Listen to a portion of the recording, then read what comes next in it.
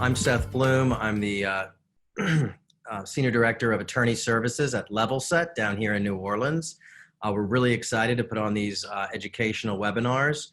We have an excellent attorney that's going to be, we're hosting for today, and that is Peter Ryan. Peter Ryan is from the greater Southern California area. It's based in Pasadena with the law firm of Hunt and Ortman, and he'll tell you more about that. And his focus is in the construction area. So I will turn it over to Peter today as he talks to us about how to get paid on California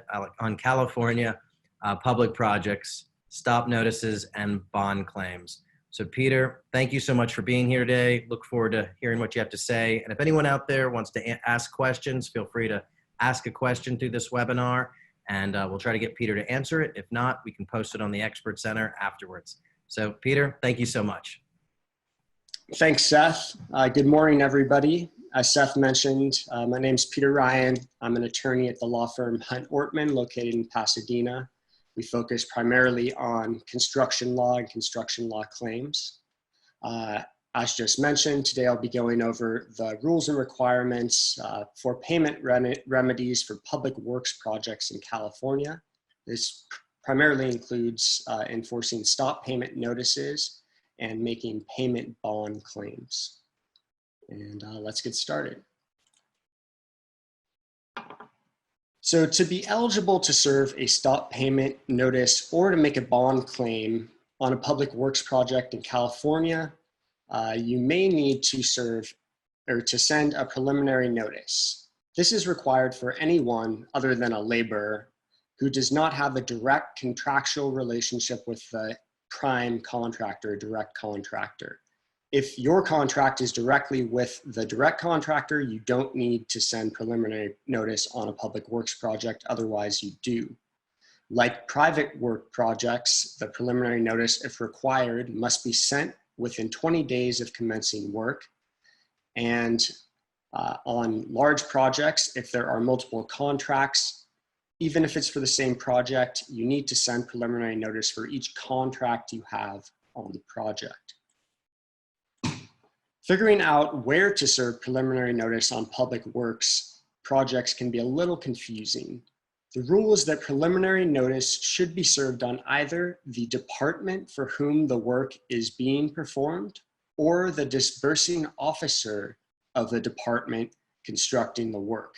Generally, the best way to get this information is by looking at the bid documents, but you can also reach out to your customer and most likely they'll have a good idea of who the notice needs to be served upon. When sending preliminary notice to contractors or subcontractors, you can send it to either their home residence or the address for their place of business. Obviously, an easy way to do this is just to look on the CSLB website to see what address their license is under. Preliminary notice must be given in writing and is generally sent by mail, which Levelset can help you with. It must be sent by either registered, certified, or express mail.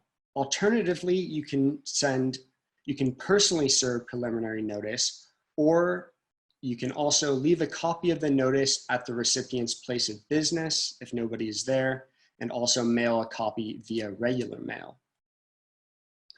After sending preliminary notice, you should fill out a proof of service declaration certifying how that preliminary notice was sent. You can use this later to prove that you properly served the notice. This is another step that Levelset can take care of for you. Assuming that you sent preliminary notice or that you have a direct contractual relationship with the direct contractor, you are eligible for the statutory remedies for non-payment on California public works projects. The first is the stop payment notice. A stop payment notice is a notice sent to a party holding construction funds, generally in public works context, the public entity, and this notice mandates that the entity withhold sufficient funds to ensure that you can be paid the amount that you are owed. California public works projects with a value exceeding $25,000 are also required to have a payment bond, which the direct contractor is required to secure. This provides another source of funds that you can pursue if you have not been paid. It's important to note that mechanics liens are not permitted on California Public Works projects.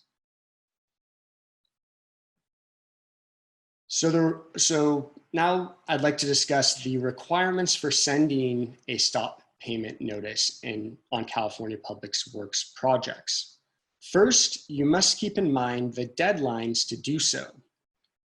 They are the same deadlines as for mechanics liens on private works projects. You have 30 days from the date of the recording of a notice of completion or notice of cessation to send a stop payment notice.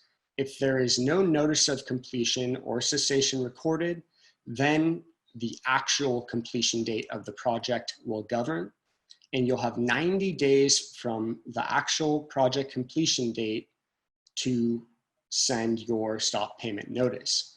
But as a practical matter, you should send your stop payment notice as soon as possible to ensure that there's still money left to withhold. If the public entity has already paid out all of the funds, then they are not required to withhold any money, and the stop payment notice is not going to do you a whole lot of good. Stop payment notices are sent in the same manner as preliminary notice as that we covered above, and again, Levelset can help you with that.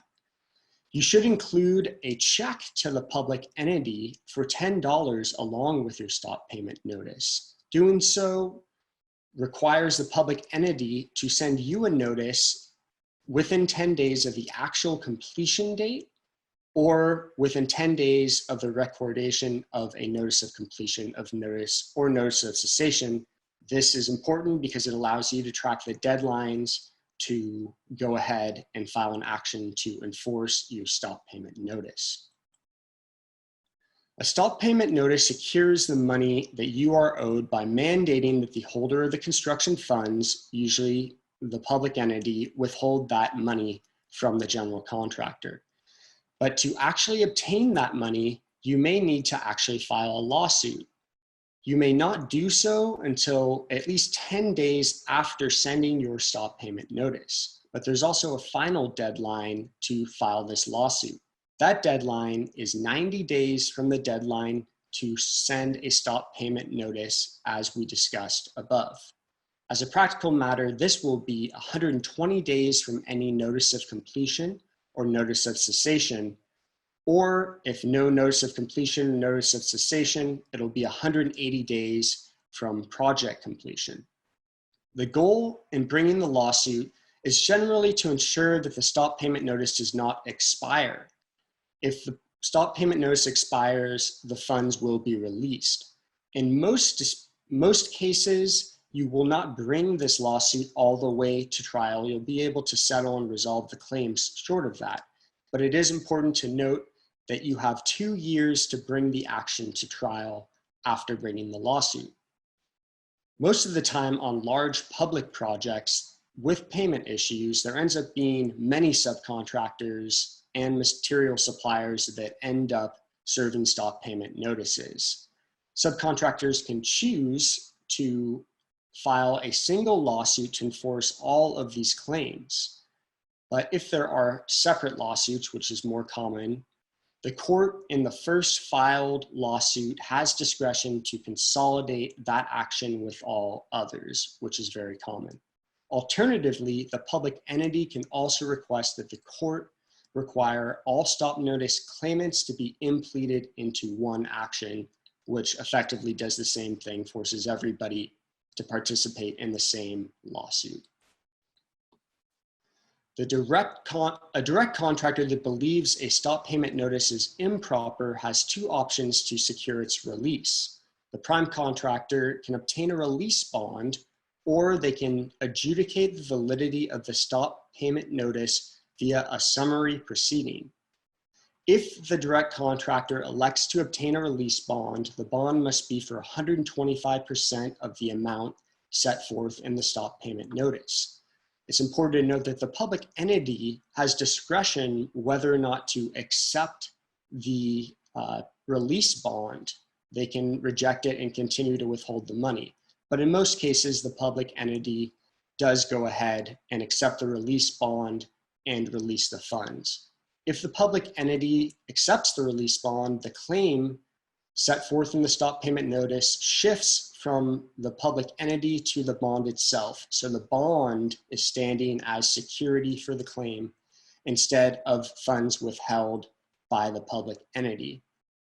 If there's also a payment bond on the project, both sureties, the surety for the payment bond and surety for this release bond, are jointly and severally liable for the claim.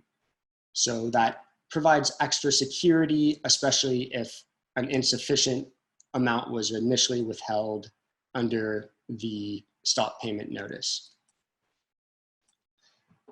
The other option that the direct contractor has is a summary proceeding, which is an administrative process where the validity of the stop payment notice can be challenged with written sworn statements, also referred to as affidavits. So this is basically a signed statement under oath provided by the direct contractor, trying to justify why they believe the stop payment notice claim is invalid. The direct contractor can serve on the public entity an affidavit arguing the stop payment notice is invalid on one of the following grounds. The claim is not the type allowed by stop payment notice law. The claim is not that the claimant is not the person entitled to this stop payment notice, that the amount of the claim is excessive, or that there is otherwise no basis in law for the claim. The public entity in turn will serve this affidavit on the stop notice claimant. Upon receipt of the affidavit by the stop notice claimant, the stop notice claimant has the opportunity to file a counter affidavit supporting the validity of their stop payment notice claim. The public entity. Sorry, Peter. I wanted to jump in for a second. Didn't mean it. Jenny has a question, so I wanted to. Sometimes you got to get one question going to get the panel, get the people moving a little bit. So Jenny asks, is filing a stop notice the only way to be notified of completion? That's a good question, Jenny, and that is not the case. I mean, generally, if you send a preliminary notice and record that preliminary notice, then you must be provided notice if a notice of completion or notice of cessation is filed. But otherwise, I guess it is correct that to know whether or not a project is considered complete otherwise without sending a stop payment notice, I mean, obviously you can reach out to the public entity to confirm that information or reach out to whoever your customer is, but to require the public entity to send you notice, it would be correct that you would need the stop payment notice and also forwarding them the payment of the $10, so they are required to provide you with that notice. Okay, and while I have you answering questions, we have one more from Joseph. He says, he asks, what is the best way to get an NOC? We have filed preliminary notices, but do not get a NOC return.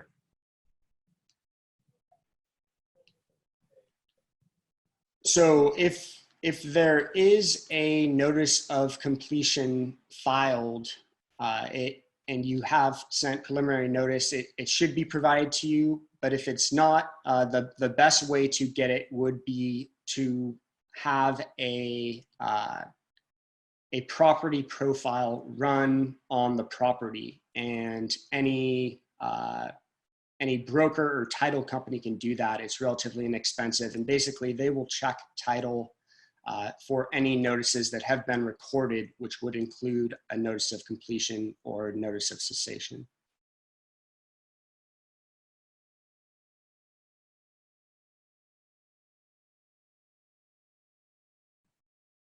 Okay, let's see, where were we?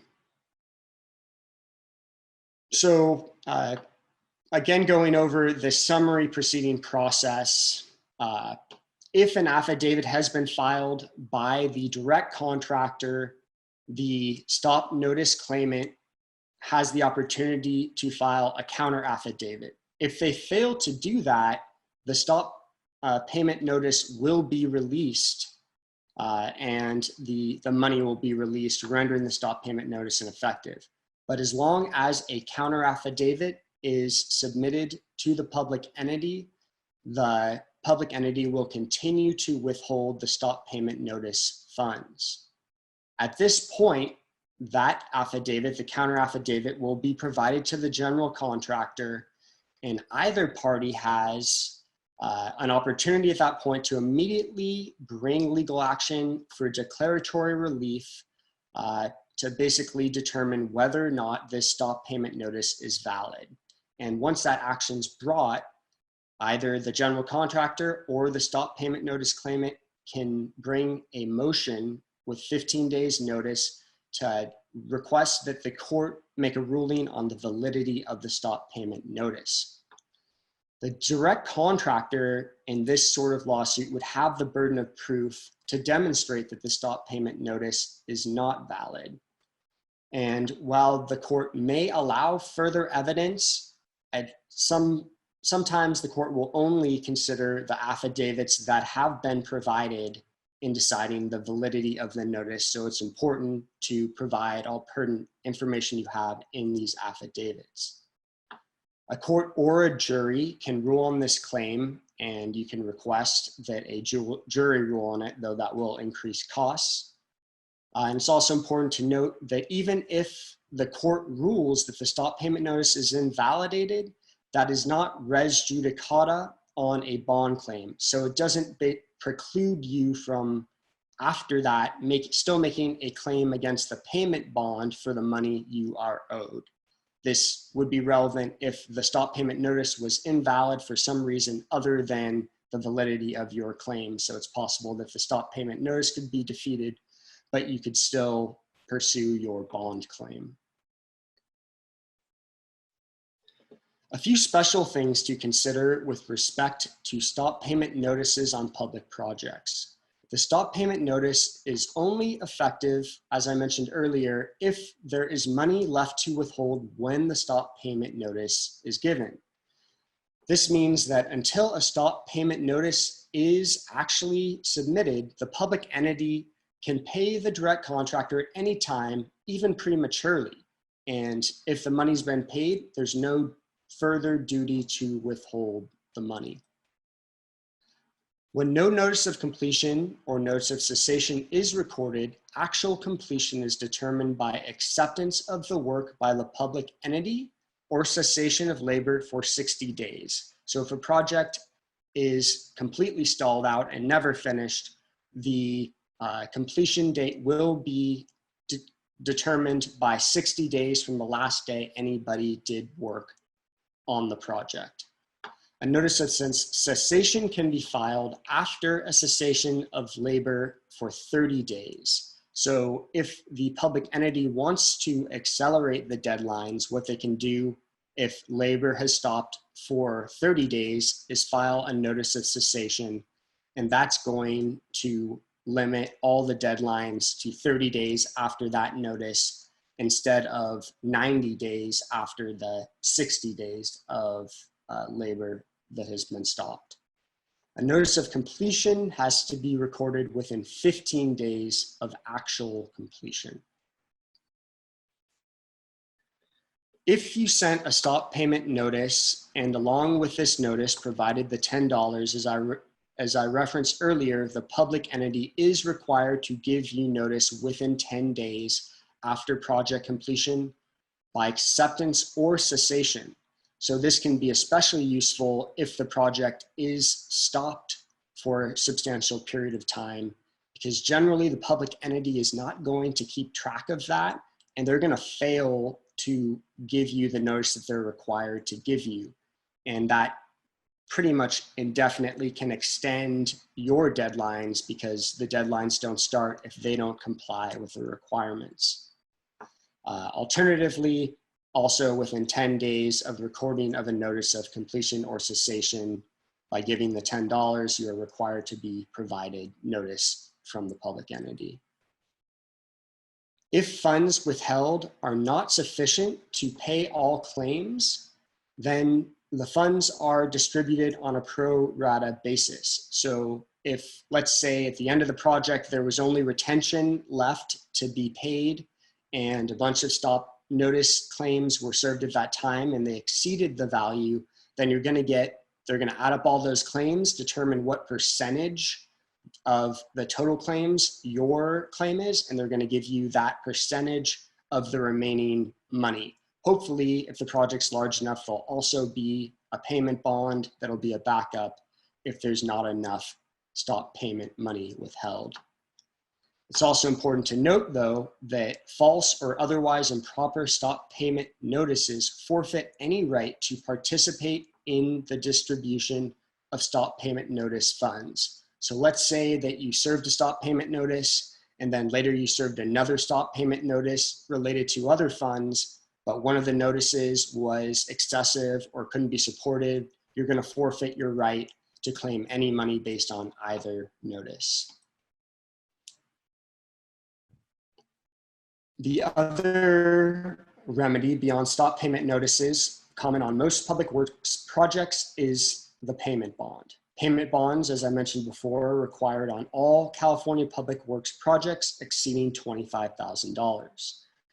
The payment bond, which is secured by the general contractor, must be for 100% of the contract amount. But the payment bond, in the end, can still end up being less than amounts claimed if there are a lot of change orders. Preliminary notice is required, as I mentioned before, to make a claim if you do not have a direct contractual relationship with the direct contractor. But if you fail to send preliminary notice, even though you're required to, you may still be able to make a claim by providing notice to the principal, which is going to be the general contractor, and the surety by one of the two deadlines. If there is a notice of completion or notice of cessation, then you have this second shot to make your claim by giving notice to the principal and the surety within 15 days of this notice of completion or notice of cessation. If there is no notice of completion or notice of cessation, then you have 75 days from actual completion to send the surety and the principal notice of your claim if you fail to give preliminary notice. But this exception to the preliminary notice requirement is not always effective. If the direct contractor has paid its subcontractor, which would be your customer or the customer of your customer, all sums that are not in dispute, or the direct contractor has terminated that subcontractor and made all payments not in dispute, then the preliminary notice exception is not available to claimants who have furnished labor or materials to that subcontractor. So again, it's always better to send the preliminary notice. Peter, we have a question. We have a question out there from Rochelle, and she says, so for contractors and subcontractors, can you give us a couple examples of what are things they should look for that might be red flags for problems? I guess in what context? Look for as far as payment problems, or I don't know. Rochelle left it a little open-ended, but maybe she'll give me some more details in a second. Okay. If we want to come back to that. Okay, yeah, we can come back to that. Okay. And I'll just keep going here. I'm almost done with this, and then we can focus on the questions. She just responded, and she says as a sub, she has two phases. So maybe Rochelle, give us a little bit more detail, and we'll have Peter try to answer that at the end. Okay, perfect. Okay, now I just want to talk about actions to enforce payment bond claims. So like the stop payment notice, your claim on a payment bond, if the bond company doesn't pay out, and the bond company generally, if the claim is disputed by the general contractor, the bond company is not going to pay out until the dispute is resolved, which is going to necessitate most likely you bringing legal action to enforce the bond claim.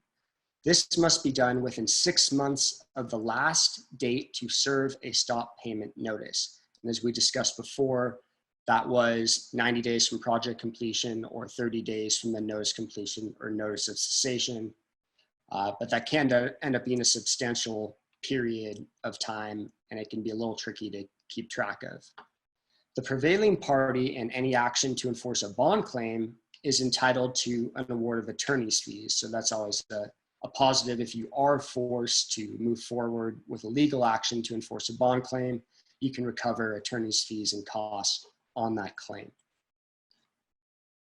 If a public entity fails to require a payment bond of the general contractor for a project that exceeds $25,000, then it is directly liable to subcontractors for claims that otherwise would have been made on that payment bond. This is uncommon, but can happen, especially with smaller, less sophisticated entities such as a city or something like that. While the direct contractor is responsible for obtaining the bond, the public entity is responsible to ensure that the bond is sufficient. So again, if the direct contractor obtains a payment bond but is not for the total value of the original contract, well, that bond's not sufficient, and any difference the public entity is going to be liable for. That's it for the slide presentation. Thank you, everybody, and open for any questions that you guys may have. Yeah, I just going back to Rochelle. I guess she helped figure out what she was trying to ask, and she said, "How would I know that there is an issue with the project if I'm not on the site for months on end? So say I finish my first phase and send the invoice, but I'm not getting paid. How long do I have before taking action?" Right. So that's a great question. And the answer is that if your payment is overdue, you should, perhaps you can send a threat first, saying that you're going to make a claim.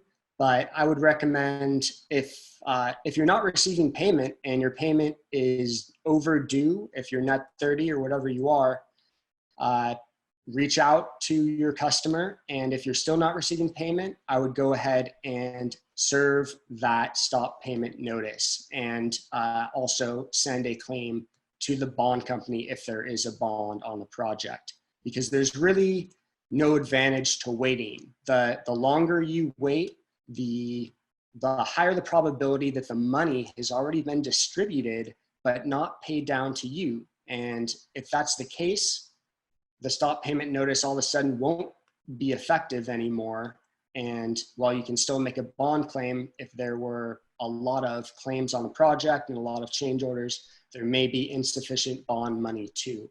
So, beyond that, obviously reaching out to other trades on the project or anybody else you can do that. But the bottom line is, there's a problem if you've billed for your work and you're not being paid within the terms that you're required to be paid by. And that's the sign that really tells you that you need to start considering exercising these payment remedies. Okay, and got a few more questions here.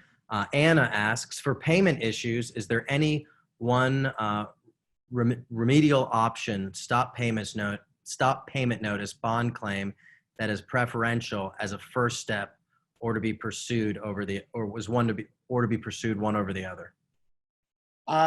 Generally, I would recommend pursuing both, because that's going to provide you maximum protection. The bottom line is, while the bond claim will protect you, and if there is a bond on the project, it's got to be for the total contract amount. So there should be enough money. You're going to have more leverage, and actually you're more likely to get payment sooner with a stop payment notice, because what the stop payment notice does is it causes a kink in the payment pipeline by basically directing the public entity not to pay the general contractor, which is going to cause the general contractor problems. and encourage them to figure out why you're not being paid and pay you. The bond claim, the money's there and you want to put the surety on notice that you have the claim, but the bottom line is that's going to be investigated by an adjuster. And if there's any pushback from the general contractor regarding your claim, the bond isn't going to make payment until they are sure that your claim is valid, which could not be until an actual lawsuit is filed. So the stop payment notice is generally going to apply more pressure to get payment sooner. I guess the one downside of the stop payment notice is it can also delay things because you're putting a kink in the payment pipeline. So nobody's going to get paid until that is resolved. Well, it looks like that's about all the questions we have coming in right now. And Anna, thanks you. And I know we try to keep these at about 30 minutes, so we're just a few minutes over right now. I know there's some shy people out there. We've had a lot of participants. So please post your questions to the Expert Center. You certainly can contact Peter directly, but we're happy to answer any of these questions and really provide you with a lot of the questions that you have, especially during a time like COVID, where there's a lot of uncertainty out there. So Peter, is there anything else you have to say? And again, thank you so much for doing this today. We look forward to more of these, and we look forward to Peter hosting some more of these as well. Again, my name's Seth Bloom. I'm Senior Director of Attorney Services at Levelset down in New Orleans. So Peter, anything else you have to say? And just thank you so much. Yeah, no problem. Happy to present, and thank you everybody for coming and participating in the presentation. Great questions, and I guess that's it for now. Yeah, thanks a lot. And I know a lot of you have asked. We're going to make the slides available, and Peter will be available to answer additional questions. So we'll definitely want to get you all the information you need. So everyone have a nice day going forward. Stay safe, and thank you so much from Levelset. Bye-bye.